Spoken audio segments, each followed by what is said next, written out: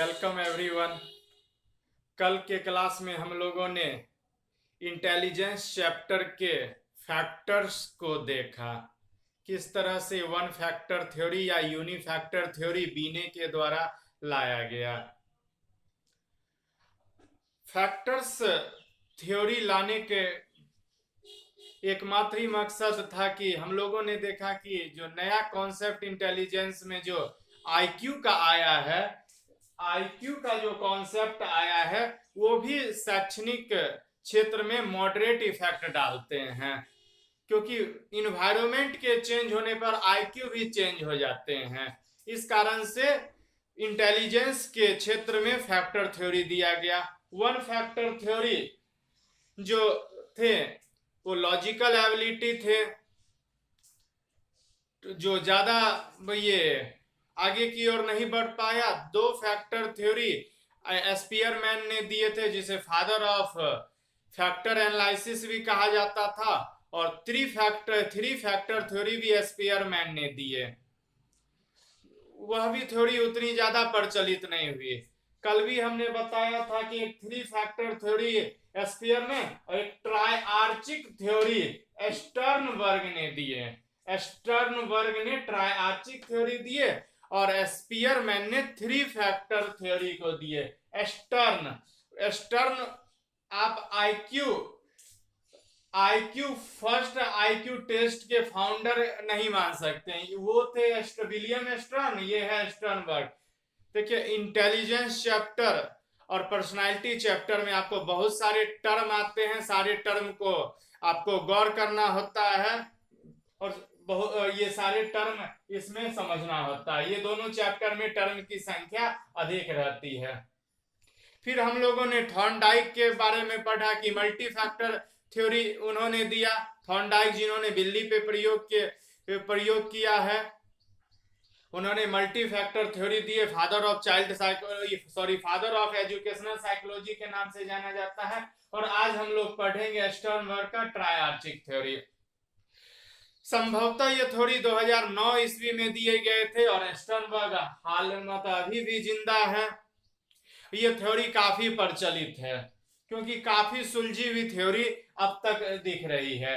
बीने ने जो थ्योरी वन फैक्टर दिया था वो लॉजिकल एबिलिटी वो थ्योरी था। लॉजिक कहिए या एबिलिटी कहिए, उसको हम टैलेंट भी कह सकते हैं, लॉजिक भी कह सकते हैं, एबिलिटी भी कह सकते हैं, लॉजिकल एबिलिटी भी कह सकते हैं, कि हमारा दिमाग कितना सोच पाता है।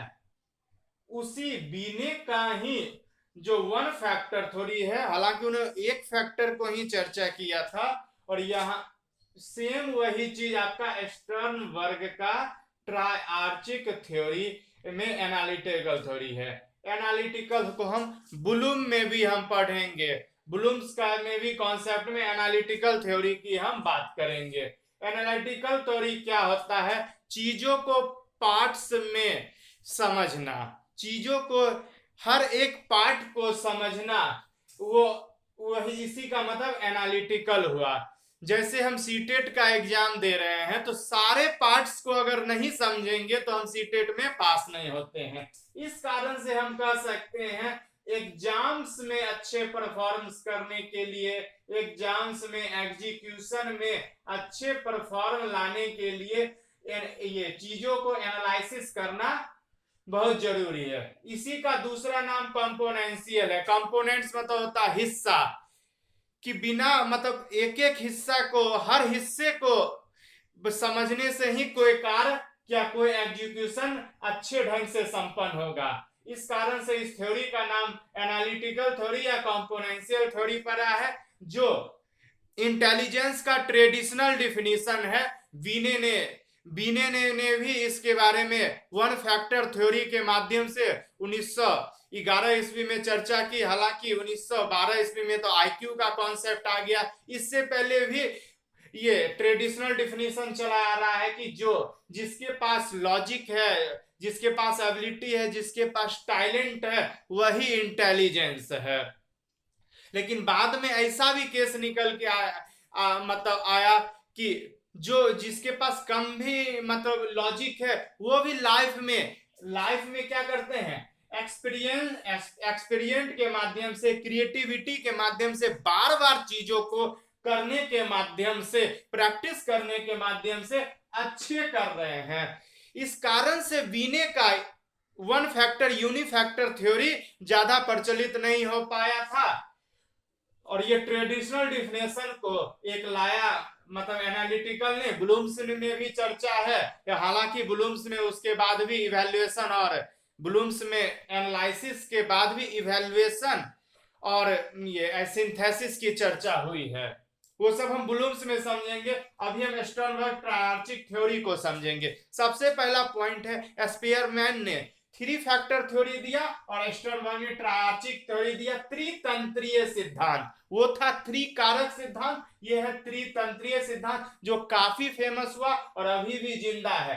पहला पॉइंट हुआ एनालिटिकल, यानी चीजें को पार्ट्स में तोड़ के समझना। मोबाइल है, मोबाइल जब हम खरीदने जाएंगे तो क्या होगा, वो कितना रैम है, कैसा कैमरा है, कैसी बैटरी है, चीजों को पार्ट्स में तोड़ के हमको समझना है। बाइक खरीदेंगे, कैसा माइलेज है, सारा चीज एक एक हिस्से को समझने पर ही वो चीज को हम परचेज कर सकते हैं। चीजों को हिस्से में समझना, एग्जाम हुआ, एजुकेशन हुआ, हर चीज के उसको एक एक पार्ट को समझना, मेरे नीड्स क्या है, मेरे इंटरेस्ट क्या है, उस सबको जोड़ के देखना, हिस्से में एक एक पार्ट्स को करना। ये क्या होता है, जैसे हम एक एक पार्ट्स को हम लोग अभी कवर कर रहे हैं, पेडागोजी सेक्शन कर रहे हैं, उसके बाद अदर सेक्शन करेंगे, ये सब हिस्सों में समझना ही एनालिटिकल है। एनालिटिकल को भी गौर कीजिएगा, इसी को लॉजिक कहते हैं, कंपोनेंट्स कहते हैं, एबिलिटी कहते हैं, टैलेंट्स कहते हैं, एक ही नाम है,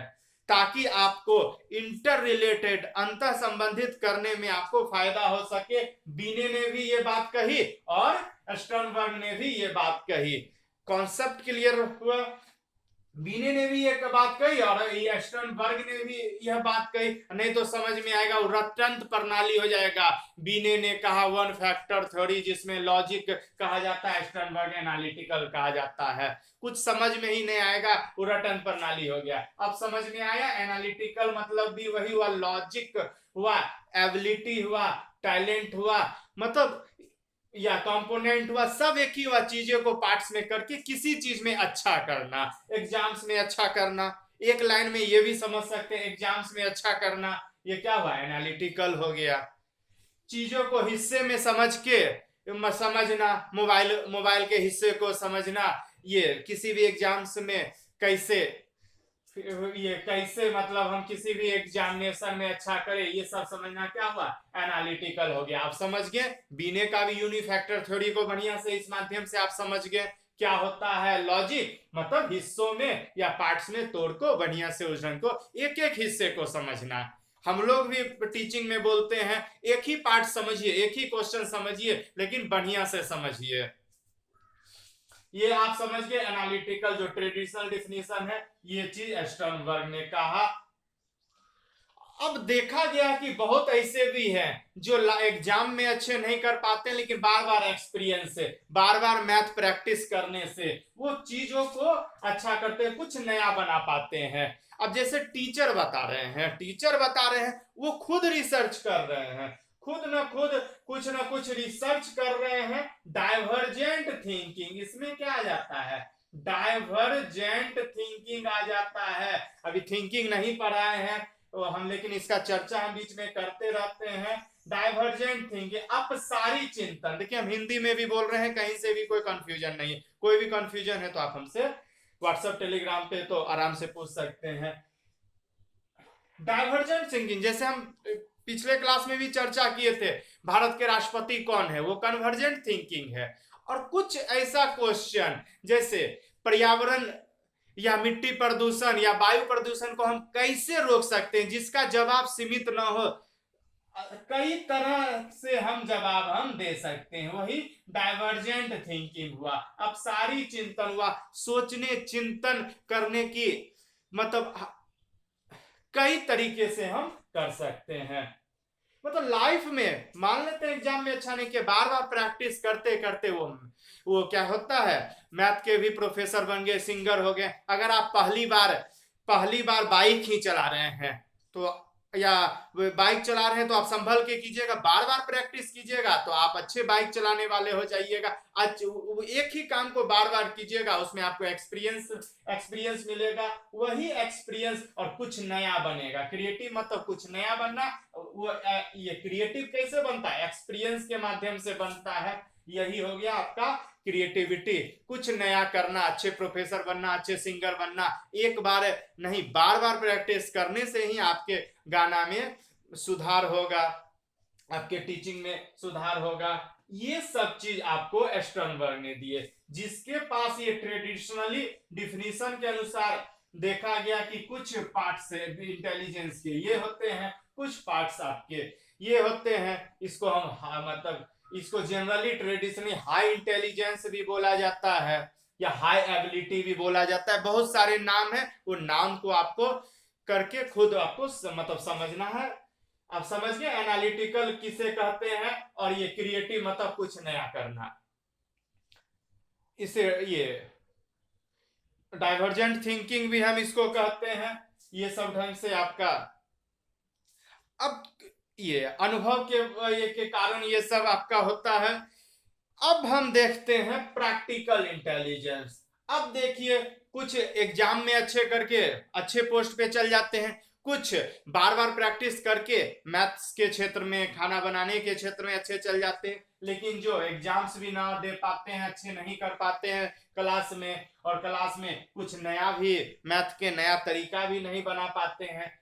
तो एक होते हैं प्रैक्टिकल या कॉन्टेक्चुअल। कॉन्टेक्चुअल मतलब होता है संदर्भगत, और प्रैक्टिकल मतलब जैसे लाइफ में कुछ ऐसा करना, डेली लाइफ में ऐसा कुछ करना, अपने प्रेजेंस ऑफ माइंड से कुछ ऐसा करना, प्रेजेंस ऑफ माइंड से कुछ ऐसा करना, इसमें आपको शामिल है। जैसे हम कल भी एग्जाम्पल दिए थे, जैसे कोई बच्चा गिर जाता है, आप उसको एकाएक आपको प्रैक्टिकल नॉलेज व्यवहारिक नॉलेज आपका है कि तुरंत आप उसके हाथ में रुमाल बांध देते हैं। ये सब किस में आते हैं? प्रैक्टिकल नॉलेज में आते हैं। मतलब इस ढंग से हम इसको स्ट्रीट स्मार्ट भी कह सकते हैं। इसको हम स्ट्रीट स्मार्ट, अंदर से इसमें आपकी चाहत होती है कुछ चीज के। आप भले एग्जाम में अच्छे नहीं कर पाए, कुछ नया नहीं कर पाए, लेकिन अंदर से आपकी आवाज निकलते रहती है। डेली लाइफ में आप कुछ ना कुछ, डेली लाइफ से आप कुछ ना कुछ ये सीखते रहते हैं। कमिटमेंट आपके अंदर से कुछ ना कुछ निकलते रहती है, कमिटमेंट, और आप अच्छे सीखते चल जाते हैं। यही प्रैक्टिकल लाइफ में जो अच्छे कर लेते हैं, जो हो सकते हैं जो ज्यादा नहीं पढ़े या पढ़ाई लिखाई नहीं किए, लेकिन प्रैक्टिकल लाइफ में जो काम वो करते हैं उसी को वो मन लगा के करते हैं, वो और कुछ ना कुछ वो अच्छे वो सीखते चल जाते हैं, अच्छे वो कर लेते हैं। अब समझ गए, इसमें तो आराम से एग्जाम, और इसमें कुछ प्रोफेसर या कॉलेज टीचर बन जाना या कुछ अच्छा कर देना, ये प्रैक्टिकली लाइफ में इसको करना। इस ढंग से स्टर्नबर्ग का ट्रायआर्चिक थ्योरी आपका समझ में आ गया। स्पेयरमैन का 3 फैक्टर थ्योरी अलग हुआ, स्टर्नबर्ग का ट्रायआर्चिक थ्योरी अलग हुआ। जो ट्रेडिशनल डिफिनीशन चले आ रहे थे, ये सिंगल पार्ट में कल भी बताए थे। ये क्या इफेक्ट डालता है शैक्षणिक क्षेत्र में, जो एग्जाम में पूछे हुए क्वेश्चन है, तो मॉडरेट इफेक्ट डालता है, मध्यम इफेक्ट डालता है। और उसके बाद आईक्यू का भी नया फॉर्मूला आज के डेट में आया है, जो आईक्यू के बारे में हम पढ़ाएंगे। आईक्यू भी शैक्षणिक क्षेत्र में मॉडरेट इफेक्ट डालता है, इसी कारण ये आईक्यू भी उतनी सक्सेस नहीं हो पाई, जिसके कारण से ये आपका फैक्टर थ्योरी लाया गया। क्योंकि आईक्यू इन्वायरमेंट के कारण, वो आईक्यू इन्वायरमेंट के कारण चेंज भी हो जाती है, इस कारण से फैक्टर्स थ्योरी लाया गया। तो 1 factor, 2 factor, 3 factor, multi factor और ट्रायआर्चिक थ्योरी हम लोगों ने देखा। इसमें कहीं से भी कोई दिक्कत नहीं होना चाहिए एनालिसिस करना। आगे हम ब्लूम्स में पढ़ेंगे, उसमें भी इसका चर्चा करेंगे। ये कंपोनेंट्स में उसको समझना, एनालिटिकल मतलब विश्लेषण करना होता है, कंपोनेंट्स मतलब होता है उसके हिस्सों या घटकों को समझना। क्रिएटिव मतलब होता है कुछ नया बनाना, सृजनात्मक होता है इसको हिंदी में। एक्सपीरियंशियल मतलब अनुभव आत्मक होता है। प्रैक्टिकल मतलब व्यवहारिक होता है। और इसका मतलब ये क्या कहते हैं, कॉन्टेक्चुअल मतलब संदर्भगत होता है, इसका घटक होता है, इसका ये संदर्भगत होता।